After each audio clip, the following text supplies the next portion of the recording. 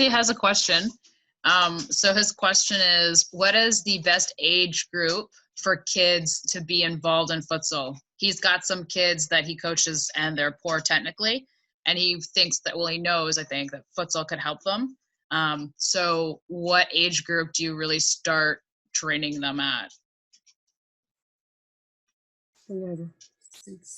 My opinion, AJ, how are you doing? So my opinion, I'm going to stop sharing my. Yeah. So in my opinion, you have to play futsal since early age. Early. You have to play in small-sided pitches or courts since early age. 5. And if you want an age, I would say 3, 3, 4. So all the experience, all the players that are good at soccer, at football, they play since they were young. I'm not saying practicing, I'm not saying organize the sports. I'm saying get a ball, go outside and play. So get a small ball and play with the ball. And then when they go to play organized sports, I would say as a practice, like not a competitive practice, but to learn the sport, to learn how to play. 5, 6 years old is a good one for you to start. It's a non-competitive environment, should be. And so I think that's the age to start. Okay, so what if you've got kids who are 13 or 14 years old? Is it still worthwhile playing futsal? Because they're on the soccer field at that point. I'm gonna ask you answer this question, Andrea, using like I can learn how to play if I am 20 years old. I can learn how to play futsal if I am 12 years old. Okay. So of course, maybe it's gonna cut corners. It's gonna help me better if I start earlier.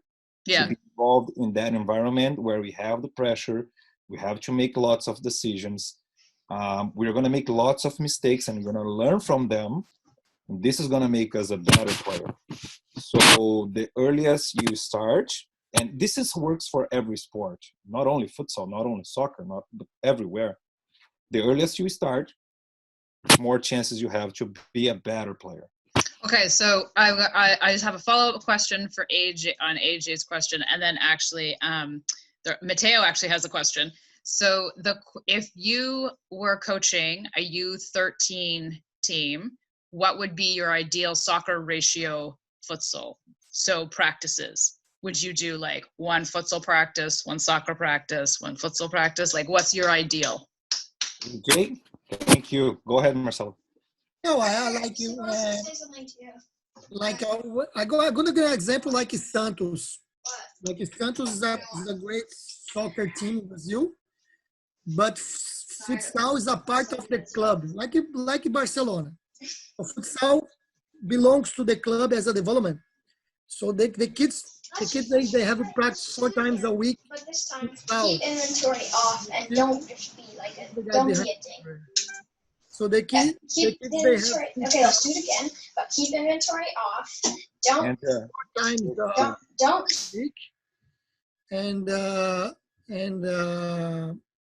And when they go U11, U12, U13, they start to do 1 practice soccer, 3 times futsal.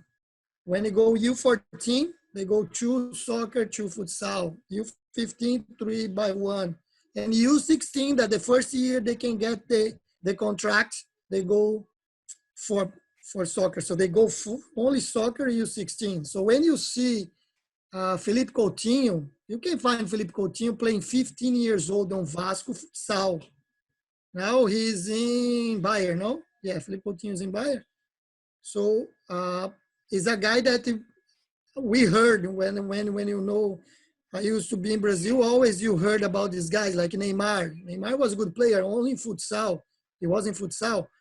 So the good point is if you have 2 practice, you go 1 by 1. If you have 3, 2 futsal, 1 soccer, because you're gonna push the guy to play there. So the point is you can everything you do in the futsal you can bring to soccer. It's not everything you do in soccer will go the futsal.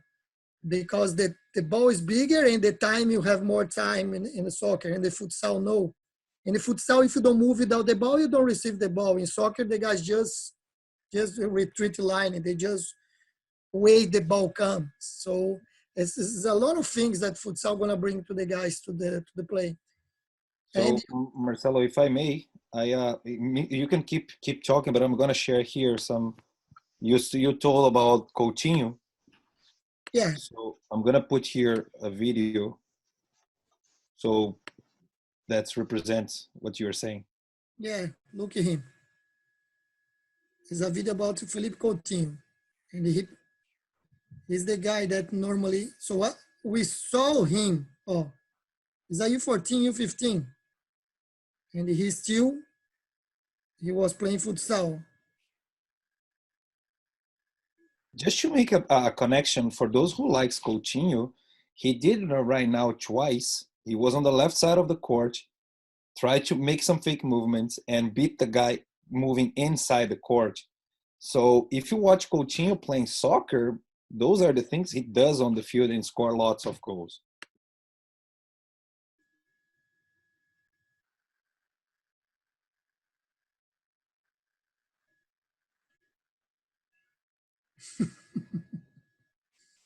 How the ball stay.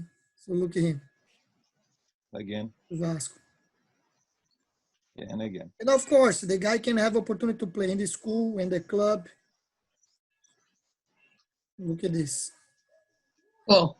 Okay, so Greg, or actually Mateo, has a question. The question is, Mateo wants to know what is the best futsal ball size for practicing futsal? Is it better to practice with a really small ball players used a long time ago?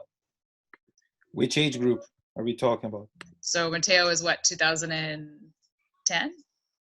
Oh, 11? our Mateo? Our Mateo, 11. yeah, our Mateo. Hi, Mateo. How are you doing? 2011, right, Mateo? 2011, yeah, 2011. 11. So U13. So we have small balls for small kids, bigger balls, bigger guys. So the small ball will give you a better sense on how to control and how to touch the ball. So that's why we use a small ball in Brazil. So we could make a bigger ball for the little ones and make it lighter balls, but that's not the case. So you're gonna have a better control, a better touch on the ball if the ball is small. It's more difficult. Yep. Yeah, that's the point. Yeah, you're gonna struggle a lot. Like under pressure, like play under pressure. Should we let the kids play under pressure? Should we protect them by using some rules and don't let the defender high press them at all time? Retreat line. Yeah. So yeah. So I don't think this helps the kids. But coming back to the question, to the point of the question, yes, small balls for little ones like U11. In Brazil, we used to have a ball size U7, U7. U9, U11, U13, and then adults. So 5 sizes. Now we have only 3, but still small balls, small kids.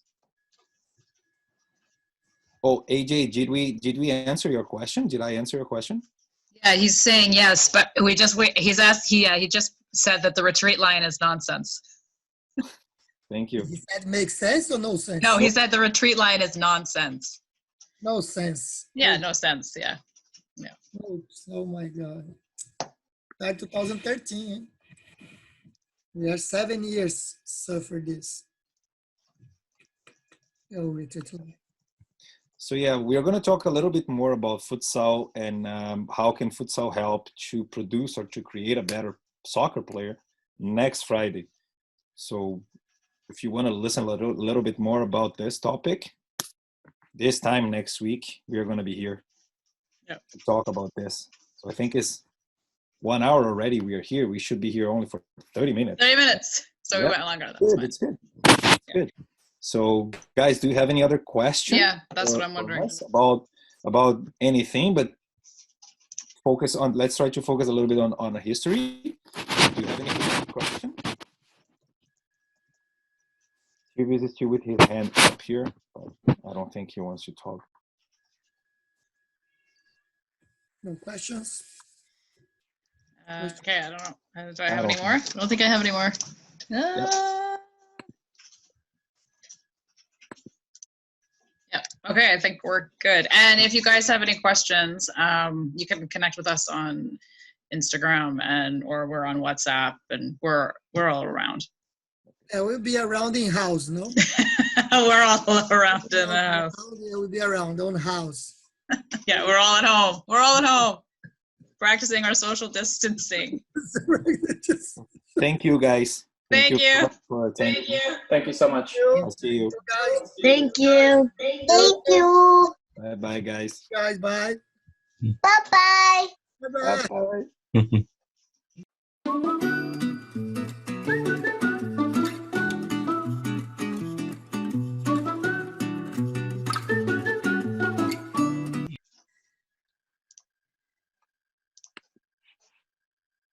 Okay.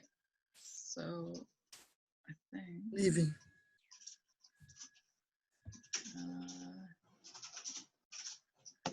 I just have to shut it down. Wait, did Alvaro leave? Alvaro leave. Why did Alvaro leave? Oh my God, why did Alvaro leave? Oh wait, he's calling on WhatsApp. So I guess we're getting off and now we're gonna do it on WhatsApp. Okay, I'm gonna end the meeting. Okay, bye.